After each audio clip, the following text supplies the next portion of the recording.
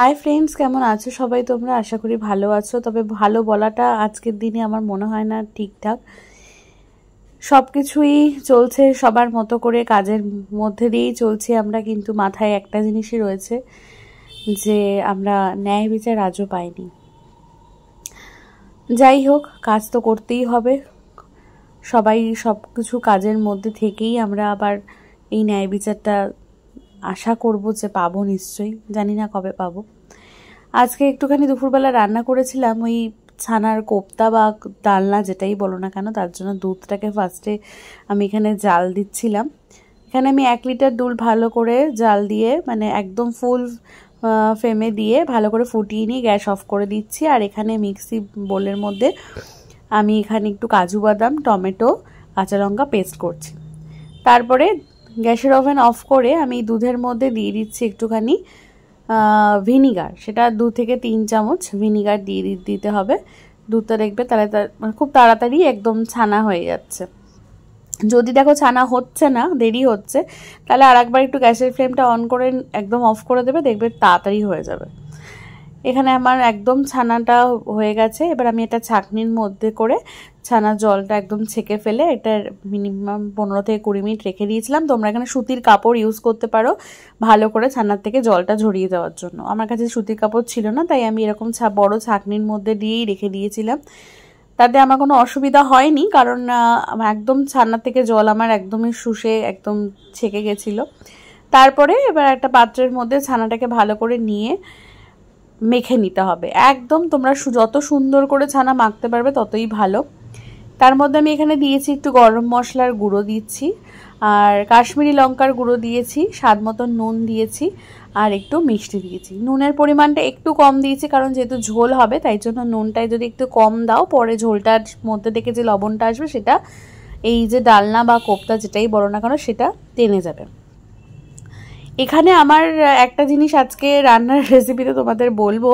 আমি একটু আদার ব্যবহার খুব দরকার ছিল, যেটা আদার ব্যবহার করা হয়নি, কারণ ঘরে আদা ছিল না। তোমরা একটু আদা গ্রেট করে দিতে পারো। তারপরে এরকম আমি এগুলোকে চ্যাপটা চ্যাপটা করে ডালনা মানে কোপ্তার মতো আমি গোলও হয়, তো আমি এখানে চ্যাপটা করে দিয়েছি। কড়াইতে তেল গরম করে এরকমভাবে বড়াগুলোকে ভেজে নিচ্ছি। আর একটা কথা, এই যে ছানাটা মাখার সময় একটু হাতে মনে হয়েছিল মাখার সফটনেসটা একটু বেশি হয়ে গেছিলো, কাদা কাদাটা। তার জন্য আমি একটুখানি সামান্যই একটুখানি ময়দার গুঁড়ো অ্যাড করেছি। তোমরা ময়দা বা আটা যে কোনো দিতে পারো, খারাপ হবে না। এবার সমস্ত বড়াগুলো আমি ভেজে নিয়ে তুলে রাখলাম। ওই তেল দিয়েই অন্য কড়াইতে আমি দিয়ে দিলাম হচ্ছে দারচিনি, লবঙ্গ, এলাচ ফোড়ন, আর দিয়ে দিয়েছি জিরে ফোড়ন দিয়েছি, আর গোটা তেজপাতা, একটা শুকনো লঙ্কা দিয়েছি। আবারও বলছি, রান্নাটায় আদা তোমরা ইউজ করতে পারো, যেহেতু একদম সম্পূর্ণ নিরামিষ একটা রান্না।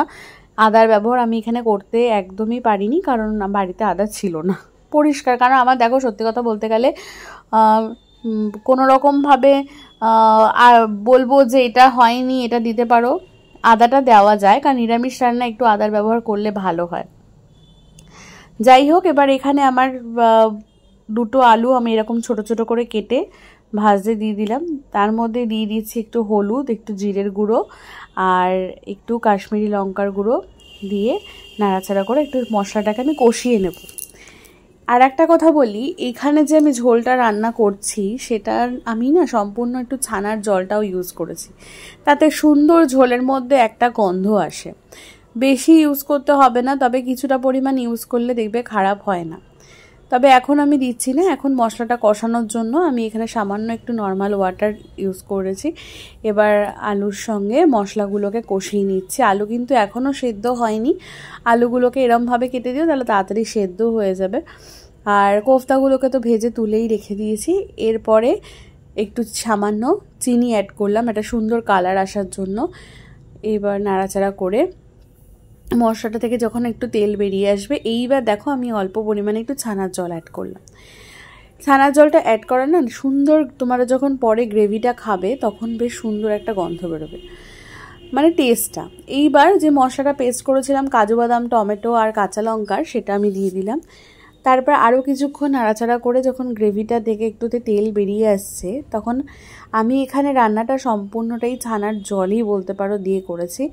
খারাপ হয়নি। প্রথমে অনেকে হয়তো ভাবতে পারো ভীষণ টক হয়ে যাবে, কারণ ছানার জলটা টক হয়, কারণ খুব টক হয়নি, যেহেতু ভিনিগার দিয়ে আমি ছানাটা কাটিয়েছিলাম, খুব টক কিন্তু আমার মনে হয়নি। আর দেখবে ছানার কোফতাতে একটু টক টক হয়।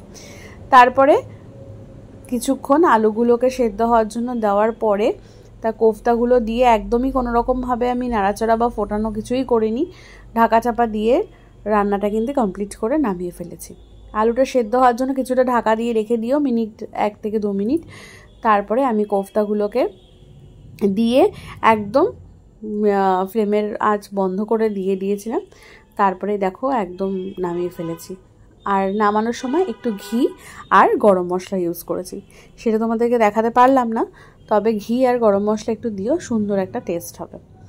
তারপরে বাটিতে সার্ভ করে দিয়েছি। এই যে ঝোলটা তোমরা নামাচ্ছ না, এই ঝোলটা নামানোর পরেই দেখবে কিছুক্ষণ বাদে ঝোলটা পুরো টেনে গেছে, কারণ এই যে কোফতাগুলো, ছানার কোফতাগুলো পুরো টেনে নেয়, তার জন্য ঝোলটা একটু চেষ্টা করো বেশি রাখার।